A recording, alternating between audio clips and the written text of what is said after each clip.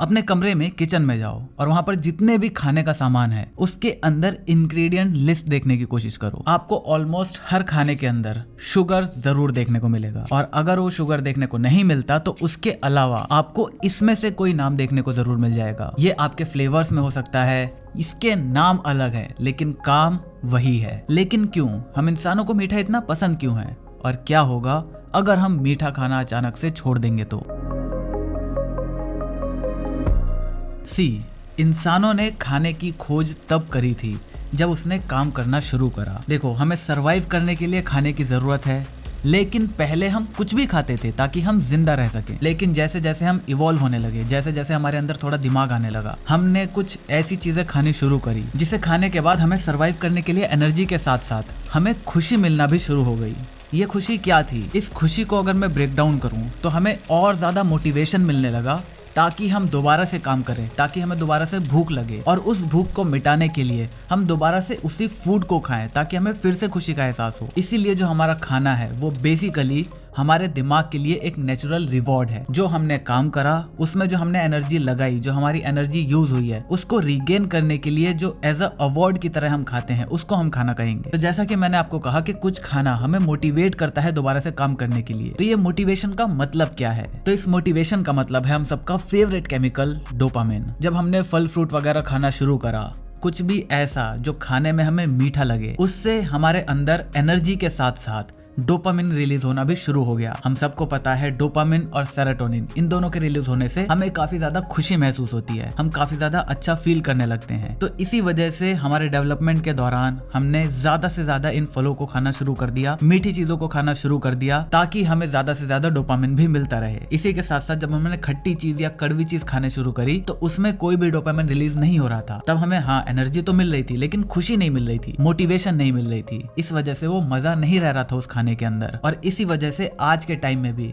हम सिर्फ अपना स्वाद चेंज करने के लिए खट्टा या फिर कड़वी चीज खाते हैं। अदरवाइज 99% लोग हमेशा मीठा खाना पसंद करते हैं। और इसी प्रैक्टिस के चलते, इसी एवोल्यूशन के चलते, इसी लंबी जर्नी की वजह से आज हमारे खाने के अंदर शुगर सबसे इंपॉर्टेंट रोल प्ले करता है। और इसी डोपामिन की वजह से शुगर एक एडिक्टिव फूड है। आज एक एवरेज इंडियन पूरे साल के दौरान करीब 69 किलोग्राम शुगर कंज्यूम करता है, और वहीं पर जो रिकमेंडेड शुगर कंजम्पशन है वो 20 से 22 किलोग्राम तक की ही होनी चाहिए। तो अब ये जो एडिक्शन है ये बिल्कुल नॉर्मल दूसरे एडिक्शन की तरह ही काम करता है। जैसे फॉर एग्जांपल, आपने जब पहली बार मीठा खाया तब मान लो आपके दिमाग ने X amount of dopamine release करा। अब जब आपने उतना ही खाना दोबारा से खाया तो आपके दिमाग ने फिर से मान लो X अमाउंट का ही डोपामिन रिलीज करा। लेकिन फिर से जब आप दोबारा वही खाना उतने ही अमाउंट में खाओगे तब आपका दिमाग X अमाउंट का डोपामिन रिलीज तो करेगा, लेकिन अब वो आपके लिए उतना मजेदार नहीं रह जाएगा, क्योंकि आपके दिमाग के अंदर उतने डोपामिन रिसेप्टर्स आ चुके हैं। जितना आपका दिमाग केमिकली रिलीज करता है उतना वो एब्जॉर्ब हो जा रहा है और आपको वो मजा नहीं आ रहा। इसे हम सिंपली ये भी कह सकते हैं कि दिमाग को अब उतने डोपामिन की आदत लग चुकी है। अब उसे दोबारा वो मजा फील करने के लिए उस X अमाउंट से ज्यादा चाहिए। तो यहाँ पर नेचुरली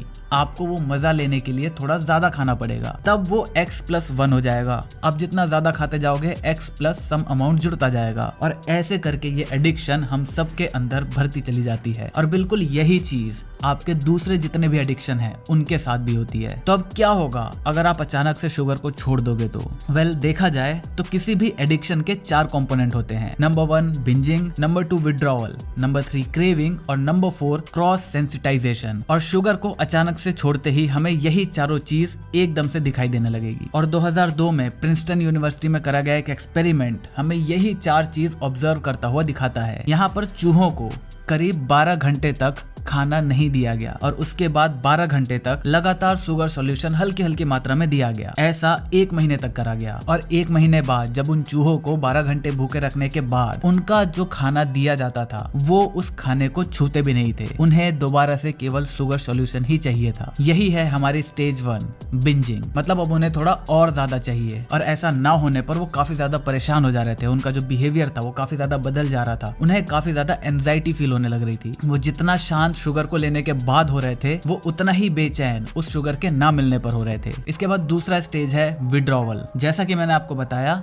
वो शुगर के ना मिलने पर दूसरा अपना खाना खा भी नहीं रहे थे और अचानक से जो डोपामिन उनका रिलीज होना बंद हो गया था, उसकी वजह से उन्हें हेड शेकिंग की बीमारी, टीथ चैटनिंग यानी जो कपकपाना होता है, दांत जो कड़कने हैं, वैसी फीलिंग। इसी एक्सपेरिमेंट में चूहों के एक ग्रुप को जिनको शुगर सॉल्यूशन दिया जा रहा था, जो शुगर एडिक्टिव थे, उनको अलग रखा गया और एक नए चूहों का ग्रुप लाया गया। उन दोनों ही चूहों के ग्रुप को पानी में डाल दिया गया। जिन्हें शुगर का कोई एडिक्शन नहीं था वो तुरंत वहां से निकलने की कोशिश कर रहे थे और उस पानी से बाहर निकल गए। लेकिन जिन्हें शुगर का एडिक्शन था और जिन्हें बहुत टाइम पहले से शुगर देना बंद कर दिया गया था, उन्होंने उस पानी से बाहर निकलने की कोशिश भी नहीं करी। इससे आप ये अंदाजा लगा सकते हो कि वो मेंटली कितना ज्यादा प्रेशर में थे। तो अब आपके मन में ये सवाल आ रहा होगा कि ये सारी चीजें तो हमें चूहों के अंदर दिखाई दे रही थी, इसका इंसानों से क्या लेना देना। तो यहाँ पर न्यूरोलॉजिकली हम और चूहे काफी ज्यादा सिमिलर होते हैं। इसीलिए आपने देखा होगा कि बहुत सारे ऐसे एक्सपेरिमेंट पहले चूहों पर ही किए जाते हैं, क्योंकि दिमाग जैसा चूहों का बिहेव करेगा ऐसा अंदाजा लगाया जाता है कि हमारा भी दिमाग लगभग वैसा ही बिहेव करेगा। तीसरे स्टेज पर आते हैं जो कि है क्रेविंग, और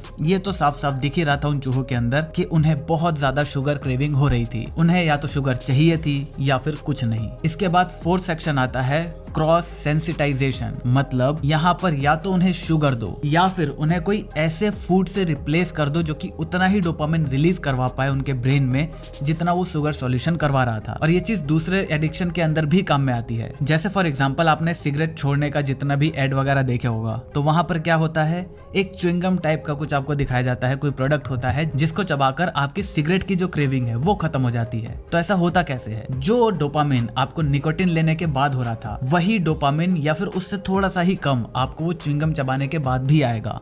लगभग वैसी ही फीलिंग आपको होगी और इसी वजह से डेली वो च्युइंगम चबाने के बाद आपकी वो च्युइंगम चबाने की आदत रह जाएगी और धीरे धीरे आप उसको कम कर सकते हो और ऐसे करके आपकी जो सिगरेट पीने की जो लत है उसको छुड़वाया जाता है। तो अगर ओवरऑल मैं कंक्लूड करने की कोशिश करूं तो शुगर को छोड़ो, किसी भी चीज को अचानक से छोड़ देना, या फिर अगर मैं टेक्निकली कहूं डोपामिन के रिलीज को अचानक से बंद कर देना किसी के लिए भी पॉसिबल नहीं है। अगर ऐसा होता है तो आपके अंदर केमिकल इम्बैलेंस से लेकर फिजिकल चेंजेस भी देखने को मिल सकते हैं। और शुगर को छोड़ने के बाद कितने सारे प्लस पॉइंट आपके पास हैं वो तो एक अलग ही टॉपिक है। ओबेसिटी से लेकर हार्ट प्रॉब्लम, स्किन प्रॉब्लम, आपके बालों के प्रॉब्लम, दुनिया भर के बेनिफिट्स हैं अगर आप अपने शुगर को कंट्रोल कर लेते हो तो। और अगर मैं इसके उपाय की बात करूं तो वो हर किसी के लिए अलग होता है, क्योंकि हर एडिक्टिव इंडिविजुअल की बॉडी अलग तरीके से काम करती है और उसको छोड़ने के अलग अलग रिजल्ट्स देखने को मिल सकते हैं। इसी वजह से कोई भी डॉक्टर या कोई भी आपको एक सिंपल या फिर एक यूनिफाइड सॉल्यूशन नहीं दे सकता, वो हर इंसान के लिए अलग होता है। तो